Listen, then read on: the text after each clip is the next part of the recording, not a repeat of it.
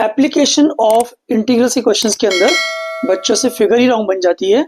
अगर figure wrong है तो आंसर सही भी हो तो वो गलत माना जाएगा। बताता हूँ कैसे। देखो, हमें बोला है using integration find the area enclose within the curve 25x² + 16y² is equal to 400।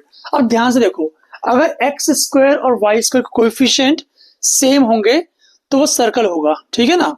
मान लो आपके पास होता है 25x² + 25y² is equal to 400। इस सर्कल क्यों होता है बताता हूं। डिवाइड कर दो 400 से, है ना। 400 से डिवाइड कर दो पहले तो ये आएगा x² बाय कितना आएगा 16 plus y² by 16 is equal to 1। You can say x² plus y² is equal to 16। Compare करेंगे इसको स्टैंडर्ड फॉर्म ऑफ सर्कल से तो x minus h whole square plus y minus k whole square is equal to a²। इससे अगर compare कर लें तो centre होगा 0 0 एंड रेडियस होगा 4। खैर छोड़ो, से सर्कल नहीं है, ये है एलिप्स। अब ये इक्वेशन एलिप्स की इक्वेशन है, कैसे बताता हूं। 25x² plus 16y² is equal to 400। दोनों तरफ 400 से डिवाइड कर दो, तो 400 से डिवाइड कर रहा हूं तो ये आ गया x² बाय 16 और यहां आएगा y² bye 25 is equal to 1। अगर आपकी इक्वेशन ऐसे आ जाए, देखो x² by a² plus y² by b² is equal to 1, तो पक्का वो एलिप्स होगा, ठीक है ना। लेकिन क्वेश्चन ये उठता है, ये एलिप्स हॉरिजॉन्टल एलिप्स है या फिर वर्टिकल एलिप्स है, ये भी ध्यान दो। अगर ऐसी इक्वेशन है x² by b² plus y² by a² is equal to 1, तो ये है बच्चों वर्टिकल एलिप्स। ये वर्टिकल होता है और ये वाला हॉरिजॉन्टल होता है, ठीक है ना। इन एनी केस a हमेशा b से बड़ा ही होता है। अब यहां पर देखो कौन सा बड़ा है, ये बड़ा है ना, तो किससे कंपेयर करेंगे, सेकेंड वाली इक्वेशन से कंपेयर करेंगे। तो हो गया x² by 4² plus y² by 5² is equal to 1। तो कैसे बनेगा ध्यान से देखो, ये हमारा x एक्सिस और ये है y एक्सिस, क्लियर। x का इंटरसेप्ट 4 ले लो, ये 4 हो गया, और y का 5 ले लो, ये 5 आ गया। तो इस तरह से ज्वाइन करना है आपको ऐसे, तो वर्टिकल एलिप्स इस तरह बनता है, ठीक है ना। इसके बाद आपको निकालना है find the area enclose within the curve. तो आपको क्या करना पड़ेगा, पूरा एरिया निकालना है। तो सिर्फ एक पार्ट निकाल लो बस, है ना, 1/4 निकाल लो। तो यहां पर ये कितना था, 4 था, यानी 4,0, बस इतना ही काफी है।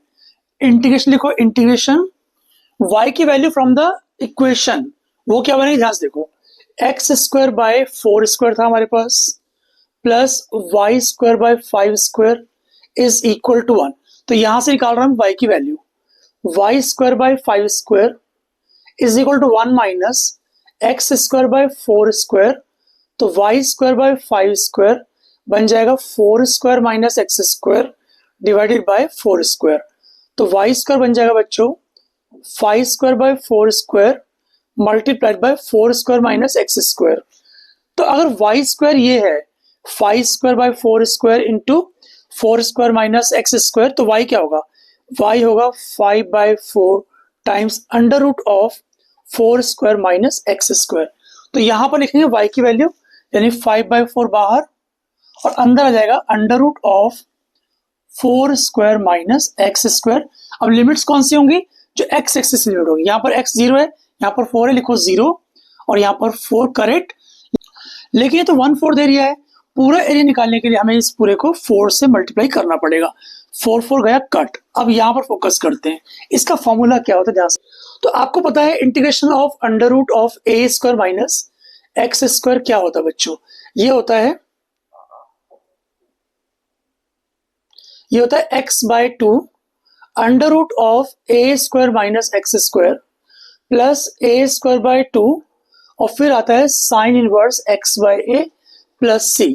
तो यहां पर मैं करने वाला हूं 5 टाइम्स ब्रैकेट, फिर आएगा x बाई टू यानी x by two under root A square minus X square plus A square by two 4 square by two, इसके बाद sine inverse x upon A, और यहां पर लोअर लिमिट 0 और अपर लिमिट 4 लगाएंगे, प्लस सी नहीं लिखेंगे बिकॉज ये पूरा आंसर ये कांस्टेंट में आएगा तो सी की जरूरत नहीं है। ठीक है, आगे चलते हैं।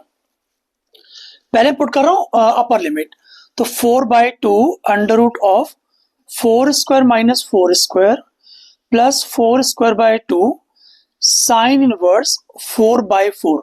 जीरो में नहीं रखने वाला बिकॉज जीरो से ये भी जीरो बन जाएगा और ये भी जीरो बन जाएगा। बंद करते हैं इसे, आगे चलते हैं।